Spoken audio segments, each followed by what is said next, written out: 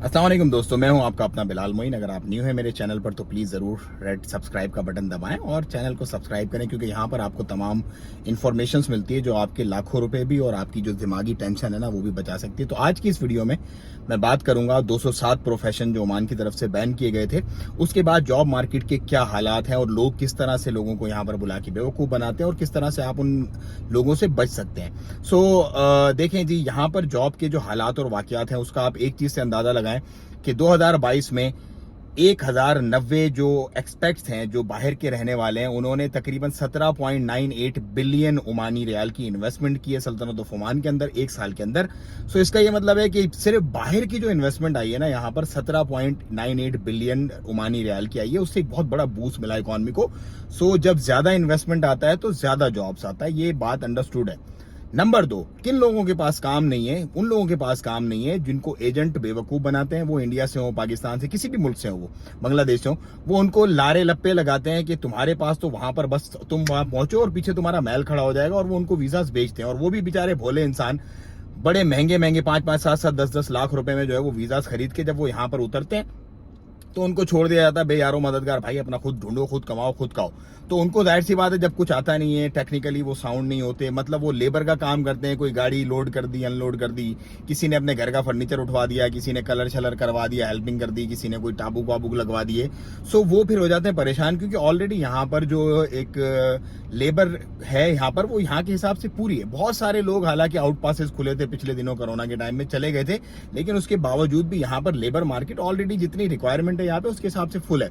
तो जो labour visa पे आने वाले लोग होते हैं वो सबसे ज्यादा परेशान हो जाते हैं। क्यों परेशान हो जाते हैं? कि वहां पे वो सब कुछ बेच बाच के उस एजेंट को पैसे देते हैं, एजेंट उनको यहाँ पे लाके बेयारो मददगार छोड़ देता है। देखें, ओमान में या किसी भी अरब कंट्री में या किसी भी दुनिया के मुल्क में कोई भी वीजा आजाद नहीं होता है। जो आजाद वीजा का कॉन्सेप्ट है ना, ये बिल्कुल गलत है, 2 नंबर है। कोई आजाद वीजा होता ही नहीं है। सपोज मैं एक दुकान खोल रहा हूँ, एक छोटा सा मैं आपको मिसाल दे रहा हूँ, बड़ी कंपनी की मिसाल नहीं दे रहा, छोटी सी। मैं एक दुकान खोलता हूँ, सपोज मैं एक रेस्टोरेंट खोल रहा हूँ, उस रेस्टोरेंट को खोलने पे मेरे तकरीबन मुझे 5, 7, 10 वीजे मेरे रेस्टोरेंट की कैपेसिटी के हिसाब से मिल जाएंगे।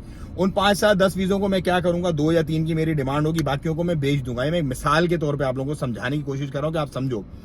जब मैं उनको बेचूंगा, क्योंकि मेरे पास ऑलरेडी लेबर पूरी है, मेरे 3 से 4 लोग मेरा रेस्टोरेंट चला रहे हैं, तो वो जो 7 से 8 लोग एक्स्ट्रा बुला जाएंगे बेचने के लिए, उनको ऑफ कोर्स मैं अपने पास नहीं रखूंगा। कैसे रखूंगा? क्योंकि मैं उनकी सैलरी पे ही नहीं कर पाऊंगा। मेरे जो रेस्टोरेंट का कॉस्ट है वो पूरा का पूरा उस पर दरम भरम हो जाएगा अगर उन 8 लोगों को मैं एडजस्ट करूंगा।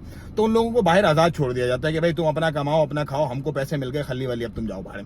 तो वो लोग फिर ज्यादा परेशान होते हैं। क्यों? क्योंकि लीगली वो कहीं काम करने के लिए एलिजिबल नहीं होते, वो नहीं काम कर पाते कहीं भी आजाद वीजा पर। और जो जिस कंपनी का वीजा होता है, जिस दुकान का, जिस भी चीज का वीजा होता है, वो उनको रखता नहीं है काम पे। फिर वो लोग क्या होते हैं, वो अपनी सर्वाइवल की कोशिश करते हैं। इधर हाथ मारा, उधर बैठ गए, उधर बैठ गए, उधर बैठ गए, लेबरशिप कर ली। उसमें भी कुछ लोगों का गुजारा हो जाता है, कुछ लोगों को जाहिर सी बात है परेशानी होती, काम नहीं मिलता। तो भाई इसका बड़ा ख्याल रखें आप लोग। लेकिन आप कंपनी के वीजा पर आओ, अपने कॉन्ट्रैक्ट साइन करके आओ, कॉन्ट्रैक्ट के अंदर अपनी टर्म्स एंड कंडीशन पूरी पढ़ो, देखो क्या आपकी बेसिक सैलरी है, क्या आपके हाउस अलाउंसेस हैं, क्या आपके जो है वो सारे के सारे उन्होंने कमेंट किया है। जी हाँ भैया, थैंक यू यार। और चेंज नहीं है मेरे पास यार, नहीं अभी तो नहीं है। कार्ड चलता है ना आपके पास?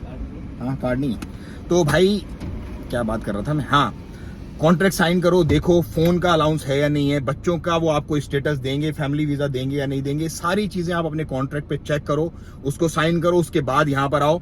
और यहां पर आने के बाद अगर आपसे डिच होती है, वो कंपनी आपके कॉन्ट्रैक्ट को फुलफिल नहीं करती, तो आप सू कर सकते हो उनको जाके। लेबर कोर्ट है यहाँ पर, वो दूसरे महकमा इब्तदाइया है यहाँ पर, सुप्रीम कोर्ट है, सारे कोर्ट है, निजाम अदल है, ये कोई फर्क नहीं पड़ता। अपने दिमाग के अंदर से बात निकाल दो कि अगर किसी नेशनल ने मेरे साथ मसला कर दिया तो मेरा कुछ नहीं होगा, कोई नहीं सुनेगा। ऐसा कोई भी नहीं है, कानून सबके लिए बराबर है। हाँ, आप लोगों के पास सबूत होना चाहिए कि आपने किसने आपके साथ क्या गलती की है, तो उसको आप जस्टिफाई करें कोर्ट में। लंबा टाइम लगता है, ऑफ कोर्स कोर्ट है, तारीखें होती हैं, प्रोसीजर्स होते हैं, पूरी दुनिया में ऐसा ही है, लेकिन आपको इंसाफ मिलेगा, ये मेरी आपसे गारंटी है। और ये इन चीजों का आपने बड़ा ख्याल रखना और लोगों को भी इन चीजों से बचाना है, क्योंकि बहुत सारे मासूम मैंने देखा, किसी ने अपनी भैंसें बेच दी, किसी ने बीवी के जेवर बेच दिए, किसी ने अपना घर प्लॉट सब बेच दिया, इधर पहुंच गया और इधर आगे फिर वो हो गया जलील। भाई ऐसी गलती मत करना, खुद भी बचो, लोगों को भी बचाओ। मेरा जो काम था वो मैंने कर दिया, अब आपका काम है आगे लोगों को शेयर करना और लोगों को बचाना इस मुसीबत से। अस्सलाम वालेकुम व रहमतुल्लाह।